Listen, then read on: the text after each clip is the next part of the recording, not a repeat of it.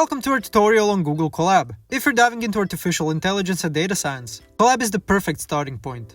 Let's explore how to get started with this powerful tool. Google Colab is a cloud-based tool that allows you to write, run, and share Python code directly in your browser. It comes with all the major libraries and tools pre-installed, so you can jump right into coding without any setup. When you open Google Colab, you'll see recent notebooks and a welcome notebook. To start a project, click on File and then select New Notebook. Your new notebook will be named Untitled 0 by default. To rename it, click on the name at the top and choose something descriptive, like Colab Intro Tutorial. This will help you keep track of multiple notebooks. In Colab, the main elements are code cells and text cells.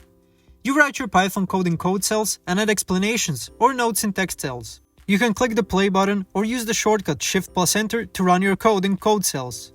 To add a new cell below the current one, use Shift-Enter. This will help you keep your code organized and modular.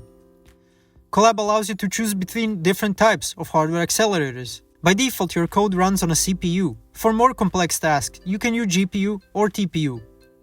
GPU is ideal for most machine learning tasks, while TPU is optimized for even larger and more complex AI models. To change the type, go to Runtime and then change Runtime Type and select your preferred accelerator. All your work is automatically saved to your Google Drive, so you don't have to worry about losing your code. You can access, share, or download notebooks directly from the Colab interface.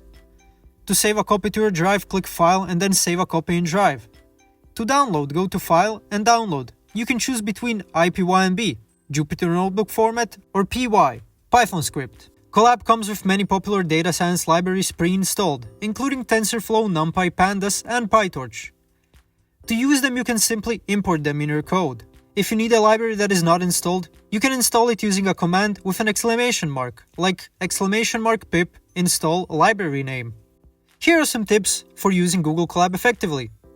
Use multiple cells for different code blocks to keep your code organized. Although Colab autosaves, it's good practice to manually save your work regularly. And you can share your notebooks with others using a simple link, making collaboration easy. If Colab disconnects due to an activity, you might need to reconnect and rerun your code. If you're running complex models, make sure you're using the appropriate hardware accelerator. And if you encounter issues with libraries, try installing the required version explicitly.